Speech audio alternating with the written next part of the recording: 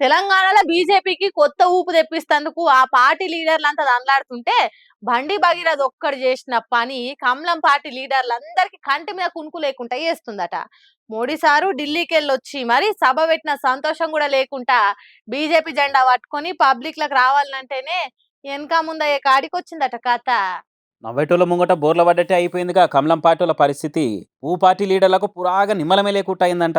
ఎట్లా చేసన్నా ఎంత కష్టపడినా వచ్చే ఎలక్షన్ల నాటికి బీజేపీని గెలిపించి డీజే సప్పులతోని బ్యాండ్ బాజే అనిపిద్దామని కలలుగా అన్నారు. కానీ ఇప్పుడున్న పరిస్థితి చూస్తే జనాలకు పోవాలంటేనే జరుచుకునే కాడికి వచ్చిందట కథ. పబ్లిక్లకు పోయి పార్టీ పేరెత్తే పాపం ప్రశ్నలు అడిగి కడిగి పారేస్తారని ఫ్రస్ట్రేషన్లు ఉన్నారట తెలంగాణ బీజేపీ లీడర్లు.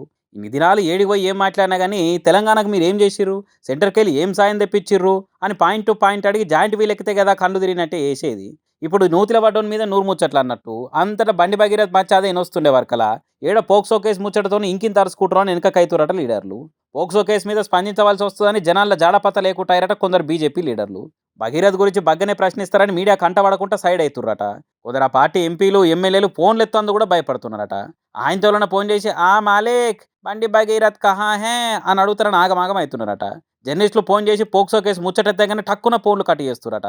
సెంట్రల్ మినిస్టర్ కొడుకే పరారీలు ఉంటే పట్టుకోలేకపోతుర్రంటే ఇక మీరు మామూలు పబ్లిక్ నేమ్ మంచి చూస్తారా అనుకుంటా సురుకులు అంటిస్తారని కింద మీద అవుతున్నారట. ఇక దేశం మీద ఏ ముచ్చటైనా ఎంబటే ప్రెస్ మీట్లు పెట్టి మీడియా ముంగటికి వచ్చే బీజేపీ మహిళా లీడర్లు పోక్సో కేసు ముచ్చట మీద ఇప్పటిదాకా ఏం మాట్లాడకపోయేవారు కలా ఇంకింత ఎఫెక్ట్ అవుతుందట పార్టీకి.